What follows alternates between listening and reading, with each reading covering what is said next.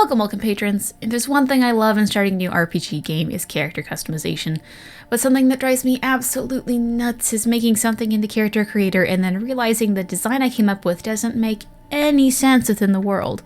So allow me to take you on a trip where I laboriously explain the different pieces of the character creation in the Dragon Age series and what it probably means for your character. Disclaimer. I want to say something before going on with this. This is a video game. The only real rule in a video game is to have fun, so if you want to create a character with blue skin, then have at it. Even if you find that something you headcanon is impossible, the great thing about the Dragon Age series is that it's your world. Bend the fucking rules, make it your own. I'm just a stickler for the rules, and I know some people are too, so this video is for them. Skin color. So human, dwarves, and elves all have skin colors similar to us. For elves and humans, and based on characters we meet, the skin tones tend to correlate to where their family comes from. Which, duh, but whatever. Ravain has the darkest skin tones, and then Antiva coming next, and then the rest of Thedas just seems to be pasty white, with the small exception of the Chastened and Ferelden being a small pocket of medium dark skin tones. Now this obviously doesn't mean that people of other skin tones only live in these areas, but this is just a generality. For dwarves, all come from Orzammar currently. The majority of dwarves seem to be light-skinned, but there are those with darker skin tones. For surface dwarves, who are scattered in human cities, it's unknown if there are pockets of different skin colors in certain regions, but we do know that there are surface dwarves with darker skin tones. The qunari are going to be the wild ones here. As you may have noted, they don't share the same skin tones as the other three. Qunari skin colors come in metallic tones, so think muted colors. It's unknown if different colors are regional in the qunari homeland, but for the most common color, it seems to be shades of gray. Hair and eye colors. From what we have seen so far, both humans and dwarves have the same basic hair and eye colors, which are the same as we have in real life. The main difference between the two seems to be the amount of hair, as female dwarves are still able to have some amount of stubble. Which, BioWare, if you want us to have female dwarves with beards, get some good beards. This creepy stubble shit ain't gonna work out. I'm all for cute female dwarves with some cute little braids and bows and that shit, but creepy stubble? Girl, ain't gonna work. I'm not gonna do that.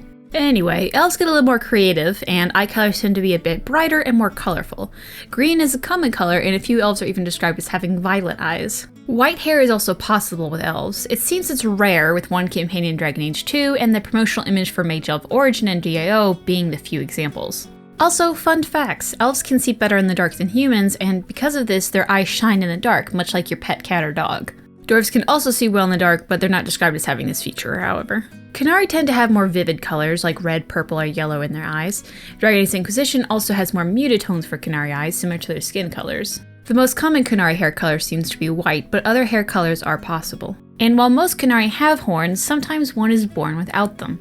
It's believed in Qunari culture that one born without horns is bound for greatness. Qunari who are Cerebos, meaning mages in the Qunari society who are bound and broken, also have their horns shaved off as a warning. Due to this, those without horns are seen as intimidating, so some Qunari with horns actually shave them closer to the head to have a similar effect. Facial structure. To make this easier to explain, I ran a little bit of an experiment. I took a female elf and a male Qunari face slider and pumped them into the different races. All sliders are kept the same, or at least as close as possible. And as a side note, if you want to do this on your own, just for shits and giggles, I will say that like the different nose shapes and the eye shapes and the head shapes are in different orders for the different races, so you kind of have to look for those. And as you will see, some things may look weird when relating to Qunari, because they have a different set of features for most things. Let's take this male Qunari. I think he actually looks pretty good, but when you took his face sliders into other races, it just fucks them up.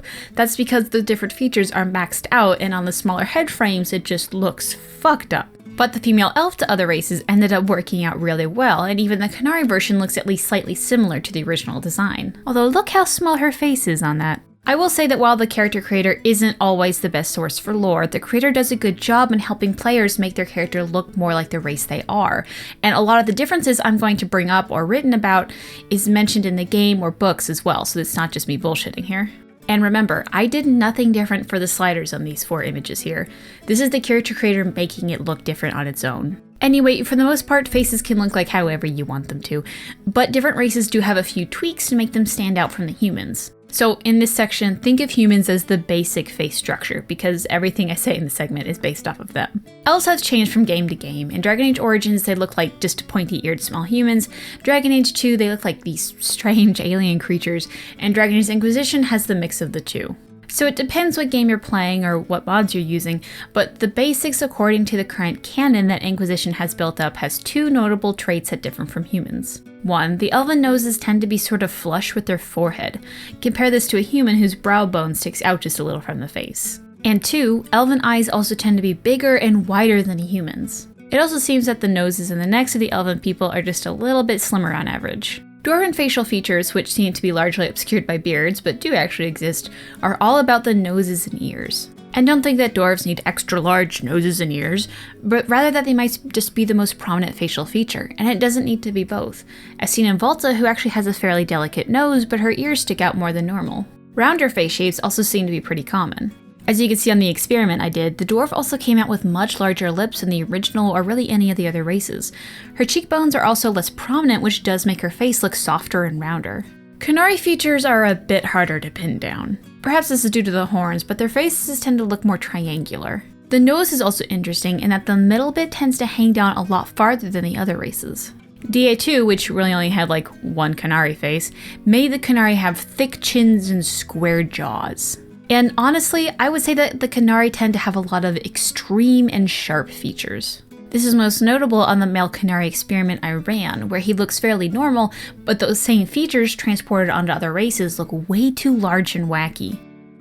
Facial tattoos. Facial tattoos on humans are rare, or at least outside of human tribes. Pretty much every chasant we have seen has had facial tattoos, and apparently they represent the tribe you belong to. A few Avar has also had them as well, although it's unknown if they carry the same meaning. Isabella also mentions that tattoos are pretty popular in Ravane, however I think she was meaning more body tattoos than facial. Also, I have not seen any explanations on the actual design of the tattoo, so I don't know if they have any meaning. Dalish tattoos called Balasleen are meant to represent one of their gods and are given to them when they turn of age. I have a whole video explaining what god represents each design and what the Dalish believe on that god, so I'll skip that here, but if you want to choose based on something other than design, I would check out that video. City elves, at least the ones in Origins, are also able to have facial tattoos, but they use the same ones that the humans' Origins are able to use, suggesting it's just another thing that the city elves have conformed to. We also see a city elf in Dragon Age 2 that has a castless mark on his cheek, which sort of doesn't make any sense, but it is there. And speaking of the castless, Dwarven tattoos boil down to two types of markings. Anything that relates to this symbol marks the dwarf as castless, or as part of the lowest of the low in Orzammar. Some castless also add more to this tattoo, which some in Orzammar describe as being absolutely horrifying as it makes them seem like the person is proud to be castless. Also, the Legion of the Dead wear these tattoos on their faces, and it seems to be a symbol of them becoming like the dead. These types of tattoos are also seen on various Dwarven warriors in the Dragon Age series, as well as the Silent Sisters. Half races. So from the information we have, half races in Thedas are actually kind of boring. As of right now, we have no idea what a half Qunari would look like, so anything goes there at this point. But as of right now, it goes like this. If the child is half human, it will also look human. If the child is half elf, it will never look elven. So that means a half dwarf and human will look like a human, and a half elf and a dwarf will look dwarven. There have been rumors of half-elves dwarves that have some possibility to be a mage, but this is yet to be seen and might end up being false. Now it is mentioned that half-breeds still hold some similarity to their parents. A half-dwarf and human might be shorter than expected, while a half-elf and human might be a little thinner. Character origins. I want to keep this spoiler-free, but it should be brought up that some of the Dragon Age games have family members of your player character that might change how you make your character.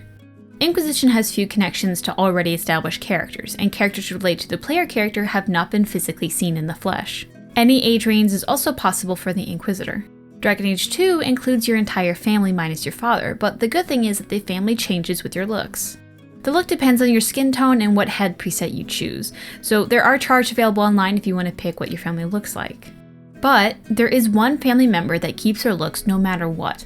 Now this is a very minor spoiler, so just skip ahead if this bothers you. And this is your cousin. Having played a dark-skinned Hawk, it was a little bit weird to see a light-skinned cousin, although genetics are weird and really anything is possible, but I think some people might want to see this. Hawk is also related to Warden Amel. Your mother's cousin is the mother of the Warden Amel, so it's possible they do share some features. The age of your Hawk is actually pretty set, and it's around 25 years old at the start of the game. Dragon Age Origins actually has the most constraints. The human noble origin, you see your mother, your father, an older brother and his family. The dwarf noble, you see your two brothers, one older and one younger, and your father. Dwarf commoner, you see your mother and your half-sister, meaning that you two don't have the same father. City Elf, you see your father and 2 cousins, and if you play Liliana's song, your mother. The Dalish Elf origin, you don't actually see any of your family members, and it's said that your mother was from actually another clan. The Human Mage, you don't actually see any of the family members, but again, you are related to Hawk. And the Elf Mage, which you have literally Jack, so have fun. As for how old the Warden is, it pretty much all needs to be in the late teens or early 20s due to context clues and sibling ages. And that, dear patrons, are the rules that I like to follow when doing character creation. Please, please, please, guys, don't be assholes with this. What I really like making canon correct characters is not everyone's cup of tea, so let people just do what they want. Let's not keep an RPG. Anyway, do you still have lingering questions, proof that I'm wrong, comments about your own fan theory? Feel free to tweet me at @Gildathon on Twitter or send a PM to user Gillanon on Reddit. Daresh Shiral.